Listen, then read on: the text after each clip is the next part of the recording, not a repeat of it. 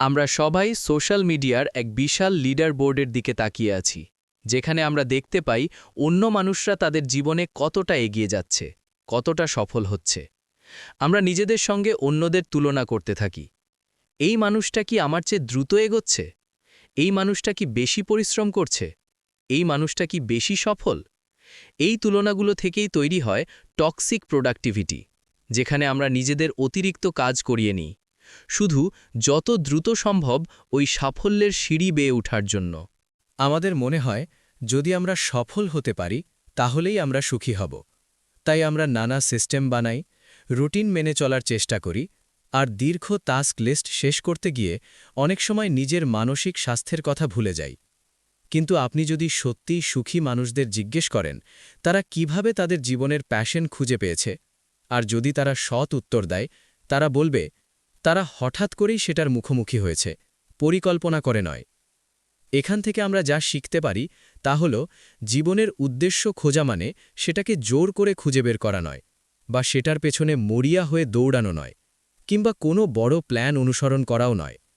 বরং জীবনের উদ্দেশ্য খুঁজে পাওয়া মানে হল নিজের কৌতূহলকে অনুসরণ করা, পরীক্ষা করা, নতুন জিনিস চেষ্টা করা, অন্বেষণ করা এবং বিশ্বাস করা যে একসময় আপনি নিজেই বুঝে যাবেন কোন জিনিসটি আপনাকে সকালে ঘুম থেকে উঠতে উত্তেজিত করে। বর্তমানে আমাদের অনেকেই কগনিটিভ ওভারলোডের মধ্যে দিয়ে যাচ্ছি। এর পেছনে অনেক কারণ আছে। বিশ্ব খুব দ্রুত বদলে যাচ্ছে, আর আমরা চারপাশে কি হচ্ছে তা বোঝার জন্য যতটা সম্ভব তথ্য জমা করার চেষ্টা করছি। আমরা যতটা সম্ভব প্রোডাক্টিভ হতে চাই, যেন এই দ্রুত বদলে যাওয়া বিশ্বের সঙ্গে তাল মিলিয়ে চলতে পারি। কিন্তু বাস্তবতা হলো, প্রতিদিন ভাবার মতো জিনিস এখন অনেক বেশি, অথচ আমাদের মস্তিষ্ক হাজার হাজার বছর আগের মতোই রয়ে গেছে। এটাই উদ্বেগ তৈরি করে। আমরা নিজেকে বারবার জিজ্ঞেস করি, আমি কেমন করছি? আমি কি যথেষ্ট দ্রুত? আমি কি যথেষ্ট প্রোডাক্টিভ? আমি কি যথেষ্ট উচ্চাকাঙ্ক্ষী? টাইনি এক্সপেরিমেন্টস এই সবচেয়ে বড়টা পাওয়ার মানসিকতার একটি বিকল্প দেয়। এখানে আপনি বড় লক্ষ্য নয়, বরং এমন কিছু বেছে নেন যেটা থেকে আবিষ্কার, আনন্দ ও মজা পাওয়ার সম্ভাবনা বেশি, এবং যা আসে আপনার নিজের কৌতূহল থেকে, বাইরের সাফল্যের সংজ্ঞা থেকে নয়। সাফল্যের লিনিয়ার মডেল ধরে নেয় প্রথমে এ, তারপর বি, তারপর সি, আর শেষে সাফল্য। এই মডেলের অনেক সমস্যা আছে। প্রথমত, এটি ধরে নেয় যে আপনি জানেন আপনি কোথায় যাচ্ছেন, যা অনেক সময় সত্য নয়। দ্বিতীয়ত, এটি ধরে নেয় যে এখন আপনি যেখানে যেতে চান, কয়েক বছর পরেও সেখানেই যেতে চাইবেন। কিন্তু পৃথিবী দ্রুত বদলায়। আপনার লক্ষ্য ও উচ্চাকাঙ্ক্ষাকেও বদলাতে দেওয়ার স্বাধীনতা থাকা উচিত। একটি বিখ্যাত উক্তি আছে যা ভিক্টর ফ্র্যাঙ্কেল সহ অনেক মনোবিজ্ঞানীর সঙ্গে যুক্ত। উদ্দীপনা বা স্টিমিউলাস আর প্রতিক্রিয়া বা রেসপন্সের মাঝখানেই আমাদের স্বাধীনতা। মানে হলো, কোনো ঘটনা ঘটলে আর তার প্রতিক্রিয়া দেওয়ার মাঝখানে একটা ছোট ফাঁক থাকে। সেই ফাঁকেই আছে আমাদের পছন্দের স্বাধীনতা। আমরা কি স্বয়ংক্রিয় প্রতিক্রিয়া দেখাবো, নাকি থেমে নিজেকে জিজ্ঞেস করব, আমি এই পরিস্থিতিতে কিভাবে প্রতিক্রিয়া দিতে চাই? জীবনে কোনো বিঘ্ন এলে আমরা সঙ্গে সঙ্গে বাস্তব সমস্যার সমাধান করতে চাই, কিন্তু প্রায়ই আমরা আমাদের আবেগগত অভিজ্ঞতাকে পুরোপুরি উপেক্ষা করি। এফেক্টিভ লেবেলিং মানে হলো নিজের আবেগকে নাম দেওয়া, অনুভূতির জন্য শব্দ ব্যবহার করা। এটা খুবই কার্যকর, কারণ এতে আমরা আমাদের আবেগ ভালোভাবে বুঝতে পারি এবং সেগুলো নিয়ন্ত্রণ করতে পারি। এতে অ্যামিগডালার কার্যকলাপ কমে, যা আবেগের সঙ্গে জড়িত, এবং প্রিফ্রন্টাল কর্টেক্সের কার্যকলাপ বাড়ে, যা যুক্তিবোধের সঙ্গে জড়িত।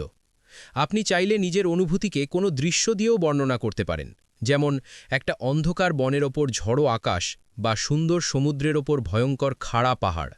এই চর্চাটি বিশেষভাবে উপকারী তাদের জন্য যারা সবসময় নিয়ন্ত্রণে থাকতে পছন্দ করেন। মাইন্ডসেট হল পৃথিবীকে দেখার আমাদের ডিফল্ট পদ্ধতি।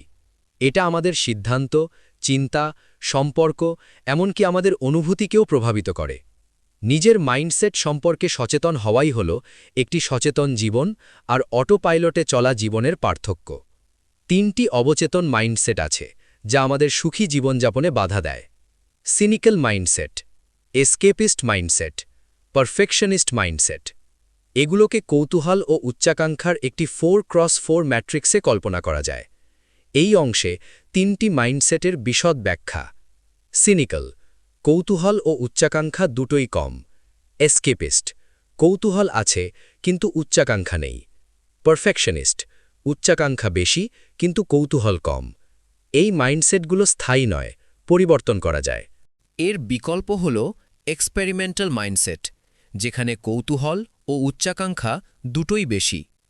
এখানে ব্যর্থতা মানে পরাজয় নয়, বরং শেখার ডেটা। এক্সপেরিমেন্টাল মাইন্ডসেট আসে বৈজ্ঞানিক পদ্ধতি থেকে: পর্যবেক্ষণ, প্রশ্ন, ছোট পরীক্ষা, ডেটা বিশ্লেষণ। এখানে আসে প্যাক্ট, একটি ছোট বাস্তবায়নযোগ্য প্রতিশ্রুতি, যেটা আপনি এখনই শুরু করতে পারেন। কৌতূহল আপনাকে পরিবর্তনশীল পৃথিবীতে মানিয়ে নিতে সাহায্য করে। অনিশ্চয়তা আমাদের ভয় দেখায়, কিন্তু আসলে অনিশ্চয়তাই আমাদের বিকাশের জায়গা। যেখানে অনিশ্চয়তা নেই, সেখানে আর বৃদ্ধি নেই।